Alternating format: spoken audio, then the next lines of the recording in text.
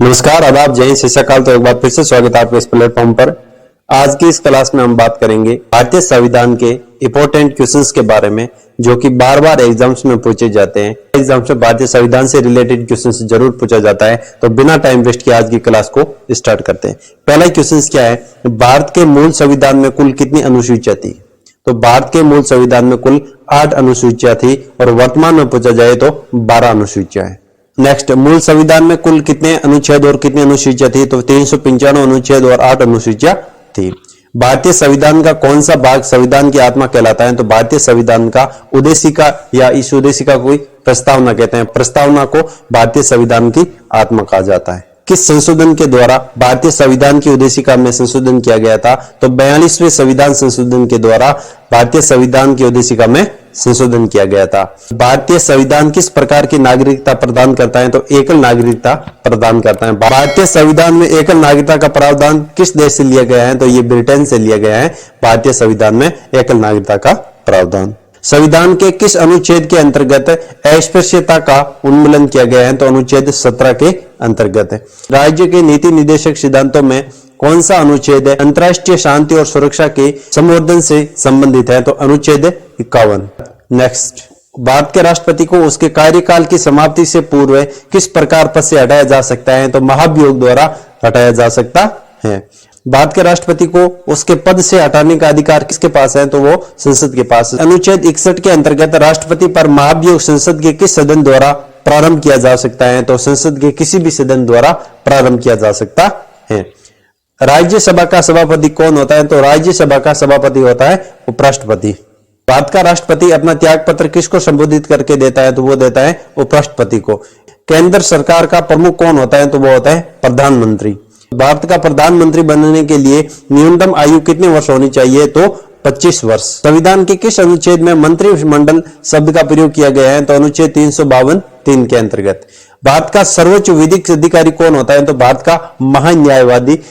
Next, संविधान के किस अनुच्छेद के अंतर्गत धन विधेयकों को परिभाषित किया गया है? तो अनुच्छेद 110 के अंतर्गत। लोकसभा में सदस्यों की अधिकतम संख्या कितनी हो सकती है? तो 552 हो सकती है। राज्यसभा का सदस्य बनने के लिए न्यूनतम आयु कितनी है? तो 30 वर्ष है। संसद के किस सदन का अध्यक्ष उसका सदस्य नहीं होता है? तो राज्यसभा का।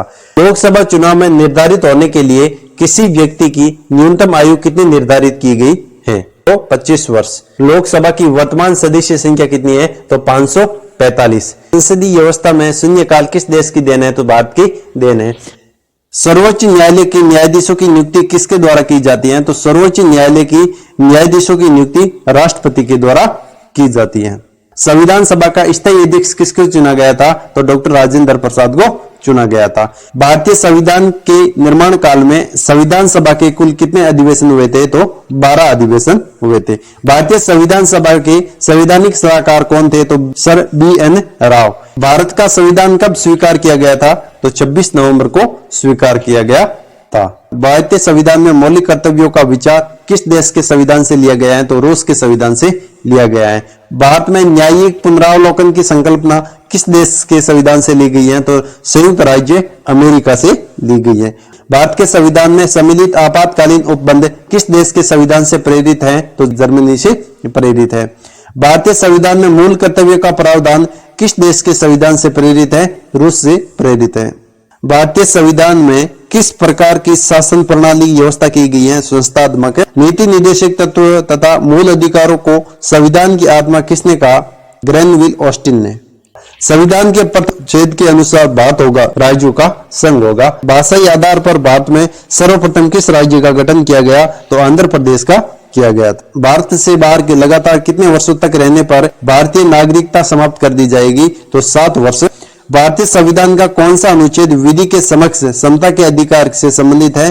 तो अनुच्छेद 14। भारतीय संविधान के किस अनुच्छेद में वाक एवं अभिव्यक्ति की स्वतंत्रता के मूल अधिकारों का प्रावधान किया गया है? तो अनुच्छेद 19 में। मौलिक अधिकारों का संरक्षक कौन है? तो न्यायपालिका। व्यक्तिगत स्वतंत्रता के अधिकार के लिए कौन सी याचिका दायर की जा सकती है? तो बंदी प्रत्यक्षीकरण। भारतीय संविधान के किस भाग में मौलिक कर्तव्य उल्लेखित है? तो भाग 4A में उल्लेखित भारत के राष्ट्रपति चुनाव में उत्पन्न विवाद का निपटारा कौन करता है? तो सर्वोच्च न्यायालय करता है। भारतीय संविधान का कौन सा अनुच्छेद राष्ट्रपति पद के लिए पुनः निर्वाचन की पात्रता निर्धारित करता है? तो अनुच्छेद 57। सर्वोच्च न्यायालय के न्यायाधीश को उसके पद से हटाने का अधिकार किसे प्राप्त है? तो ये अधिकार प्राप्त है राष्ट्रपति को। लोकसभा और राज्यसभा का संयुक्त अधिवेशन किसके द्वारा आहूत किया जाता है? तो राष्ट्रपति के द्वारा। वित्त आयोग की नियुक्ति कौन करता है? तो वित्त आयोग की नियुक्ति करता है राष्ट्रपति। किस सदन की अध्यक्षता ऐसे व्यक्ति द्वारा की जाती है जो उस सदन का सदस्य नहीं होता है? तो राज्यसभा के द्वारा। प्रधानमंत्री की नियुक्ति किसके द्वारा की जाती है? तो प्रधानमंत्री की नियुक्ति राष्ट्रपति के द्वारा की जाती है। संसदीय शासन व्यवस्था में वास्तविक कार्यपालिका शक्ति किसके अधीन होती है? तो प्रधानमंत्री के अधीन होती है। भारत सरकार को कानूनी विषयों पर परामर्श कौन देता है? तो महान्यायवादी या अटॉर्नी जनरल। लोकसभा अध्यक्ष अपना त्याग पत्र किसे सौंपता है? लोकसभा उपाध्यक्ष को। राज्यसभा की अधिकतम निर्धारित सदस्य संख्या कितनी हो सकती है? तो 250। एक वर्ष में लोकसभा के कम से कम कितने सत्र बुलाए जा सकते हैं? तो 2। भारत की संघीय शासन प्रणाली किस देश के संविधान से प्रेरित है? कनाडा देश से। आपातकाल में किसी राज्य विधानसभा की अवधि बढ़ाई जा सकती है, तो किसके द्वारा बढ़ाई जा सकती है? संसद के द्वारा बढ़ाई जा सकती है। राज्य में राष्ट्रपति शासन किसकी सलाह पर लागू किया जाता है? तो राज्यसभा की सलाह पर लागू किया जाता है। राष्ट्रपति शासन अधिकतम कितनी अवधि तक लगाया जा सकता है? तो 3 वर्षों के लिए लगाया जा सकता है। वित्त आयोग के द्वारा की गई सिफारिशों को संसद सदन के समक्ष कौन रखवाता है? तो भारत का राष्ट्रपति रखवाता है। भारत में वित्त आयोग का गठन किस अनुच्छेद के अंतर्गत किया गया? तो अनुच्छेद 280 के अंतर्गत। वित्त आयोग का कार्यकाल कितना होता है? तो वित्त आयोग का कार्यकाल होता है 5 वर्ष। भारत की संचित निधि में से राज्यों के राजस्व में सहायता अनुदान को कौन विनियमित करता है? तो वित्त आयोग। नीति आयोग का अध्यक्ष कौन होता है? तो प्रधानमंत्री।